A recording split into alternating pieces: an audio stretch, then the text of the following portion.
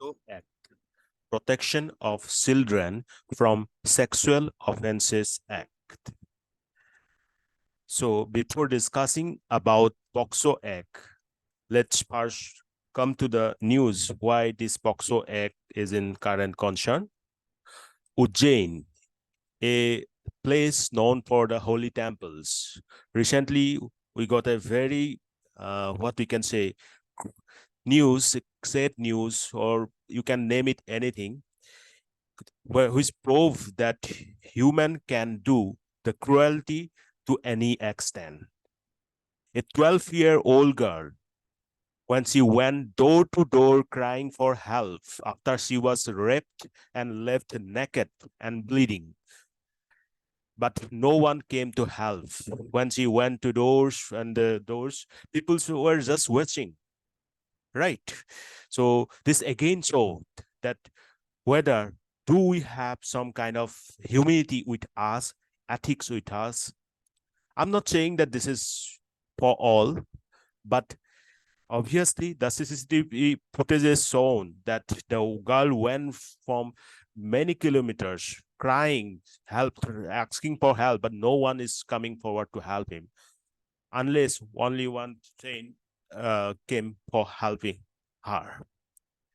So that is about Ujjain rape case, where father of the accused demands death penalty. And also, one more thing why POCSO is in news, that those who did not help that teen may also face charges under POCSO.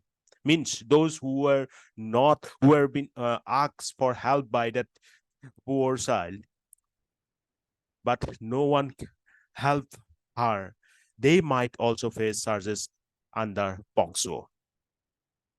Okay, so this is one very sad news, or yes, we are expecting a harsh penalty, or we can say means the fastest as much as possible. This case should be solved, and that person who is behind this cruel act should be punished as soon as possible. Now let's come to our case, POCSO Act. You know, latest report released by National Crime Records Bureau, NCRB, shows that 1,49,404 cases of crime against children were registered in 2021, of which 53,874, that is 36.05%, were under the Protection of Children from Sexual Offences Act, POCSO. So this data shows us that what is the number of sexual offenses against the children. Then if you look at this picture here, you can also see that in 2020, the number of cases are like 82,875. That is the total number of crimes, out of which 2,121 against children, then 2,556 against children in 2021. And this is the more classification like murders, attempt to murder, rape, acid attack. So this justifies that we need an act like POCSO. The Union Ministry of Women and Child Development led the introduction of POCSO Act in 2012. So you remember that which ministry is concerned with this POCSO? That ministry is Union Ministry of Women and Child Development. And this act was introduced in the year 2012.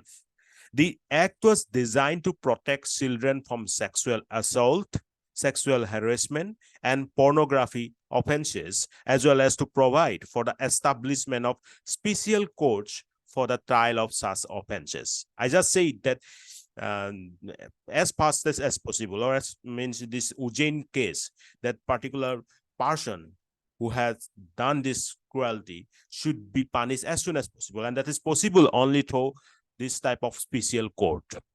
So this is again a kind of feature of the POCSO Act, that establishment of special court for the trial of such offenses. Now, as per this act, the children are those individuals who aged below 18 years. Next thing, this is gender neutral. And obviously, this 18 years is a concern because all over the world, in different countries, this age is different. Like in some countries, it is 16 years. In some countries, even trying to reduce from 16 to some like 12 or 14, like that. Right. In India also, there is a demand of reducing this 18 to 16.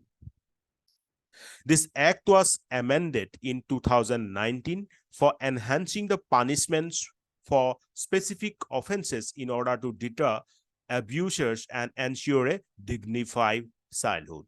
So remember, it was introduced in 2012 and amended in 2019.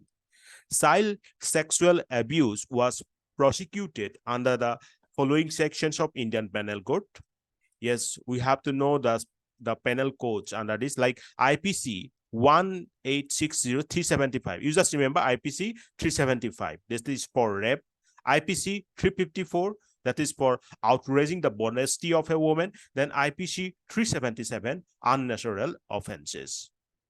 But, however, such a measure had drawbacks since IPC could not effectively protect the child due to various loopholes. Like, IPC 375 does not protect male victims or anyone from sexual acts of penetration other than traditional peno-vaginal intercourse. So this IPC 375 is not concerning about that male victims, because male children may also be raped, right?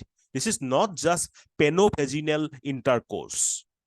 The intercourse may happen to male children also, not just the female female children. So there is a concern here. Then IPC 354, this lacks a statutory definition of modesty. What is modesty? What do you mean by modesty? It carries a weak penalty and is a compoundable offense. Further, it does not protect the modesty of a male child. See, child is child, whether it is male or female.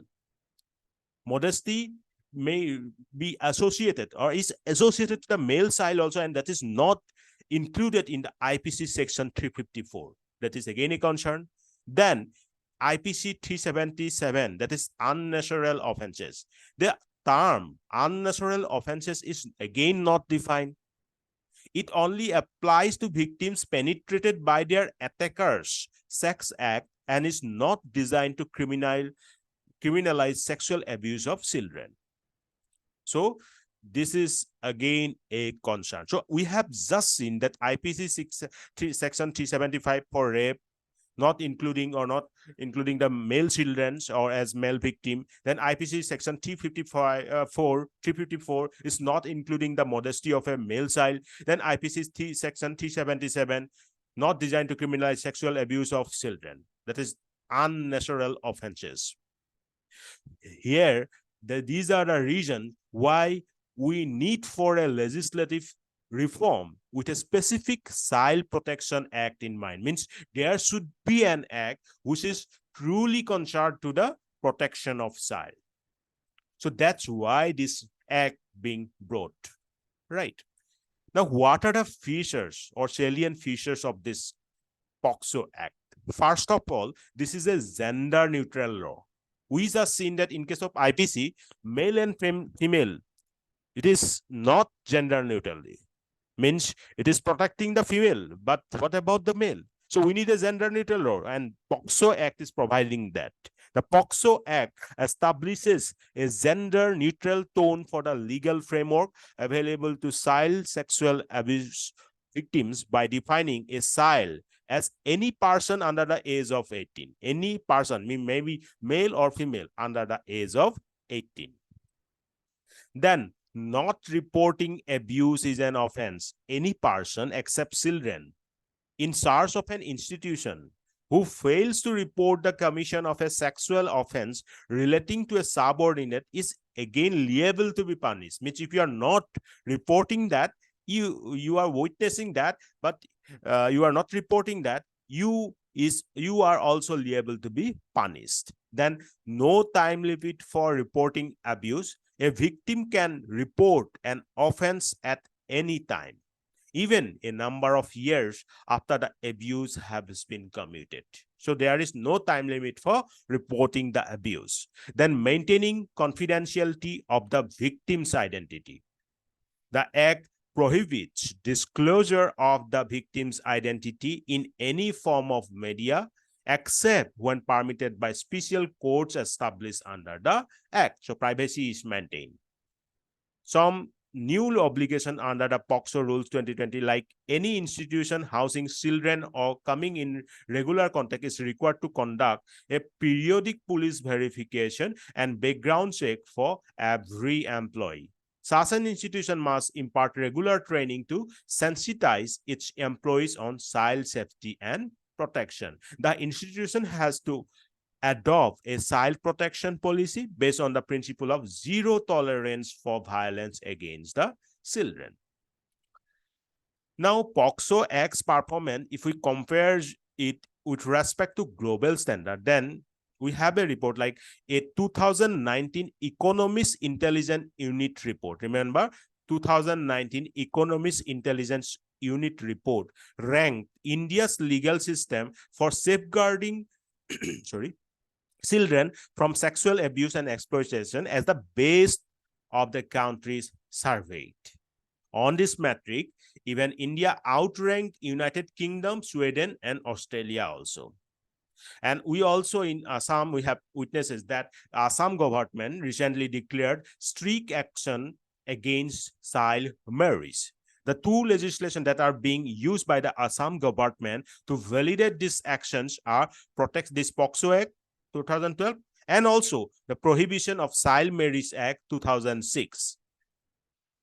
Okay, now we have 12 key principles under POCSO Act that should be followed by anyone, including state government, child welfare committee, police, special courts, NGOs, or any other professional present during the trial and assisting the child during the trial. Like right to life and survival, a child must be shielded from any kind of physical and psychological, mental, emotional abuse and neglect. Best interest of the child, the primary consideration must be the harmonious development of the child, of course, then right to be treated with dignity and compassion. Child victims should be treated in a caring and sensitive manner throughout the justice process. Right to be protected from discrimination. The justice process must be transparent and just and irrespective of the child's cultural, religious, linguistic, or social orientation. Means child is child, no matter whatever the culture, religion, linguistic, social orientation is associated.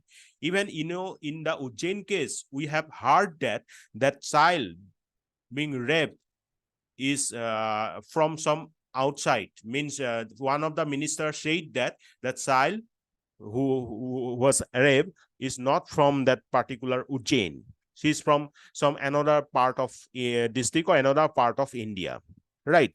But that should not be concerned, because child is child, whether she is from that particular state, particular district or not, or particular religion or not, but this POCSO Act should be same for everyone.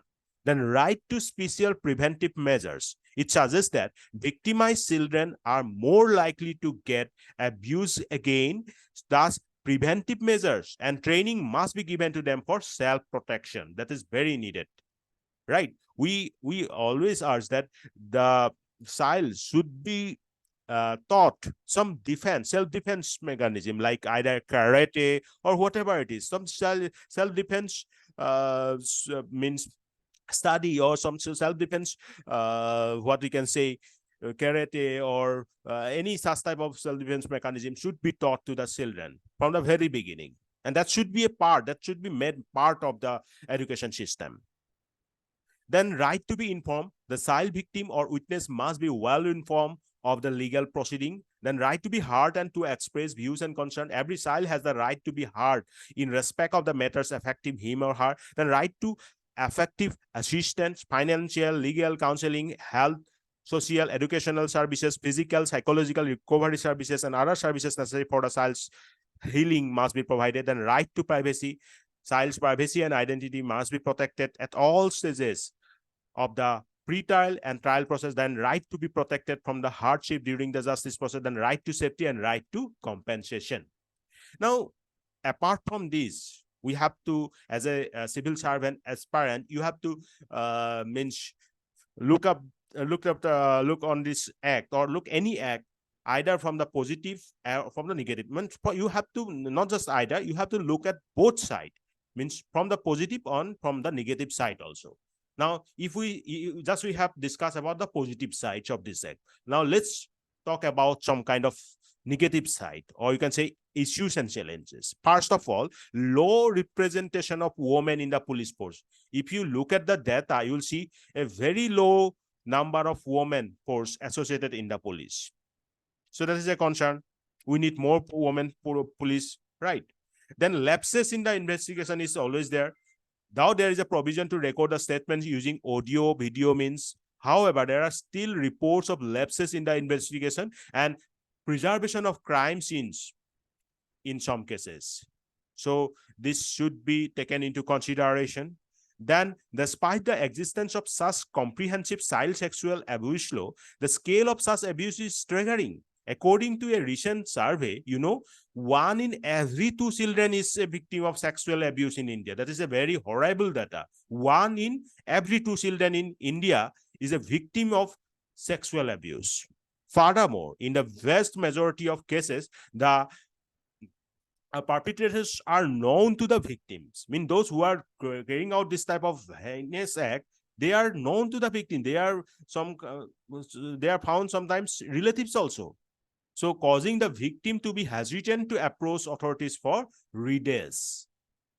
Then incident of child abuse have also risen exponentially since the COVID-19 pandemic, with the emergence of new forms of cyber crimes also. Nowadays, cyber crimes is associated, means increasing, right? I will bring another particular lecture on cyber crime, because those who are from CS and IT background, they may face questions on cyber crime in interview like APSC or UPSC.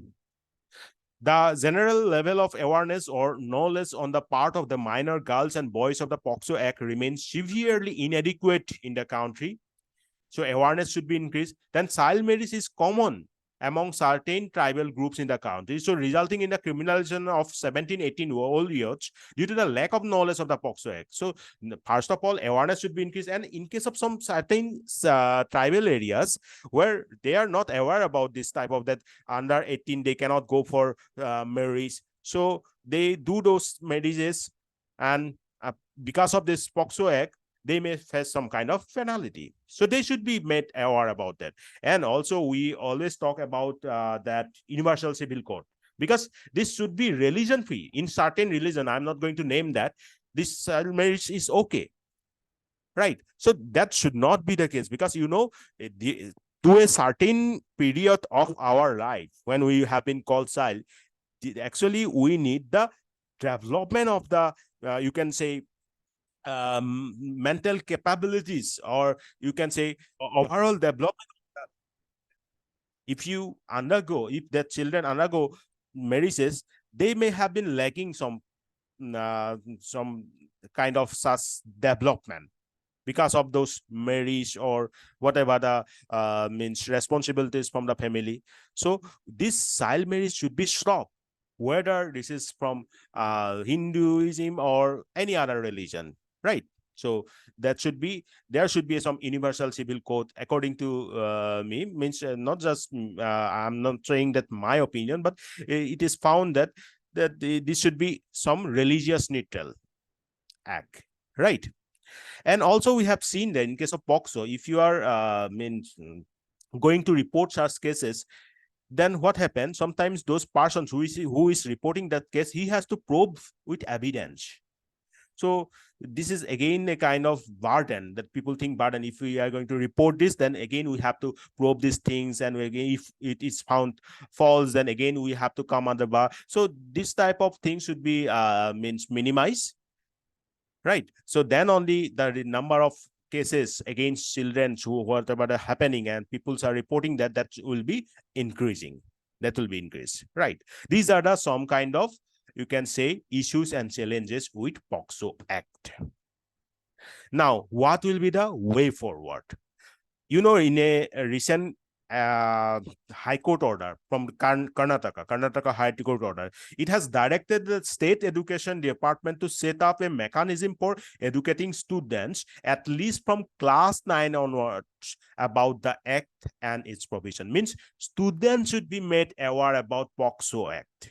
And also students should be given some knowledge on sex and the sexual different means what we can say sexual offenses.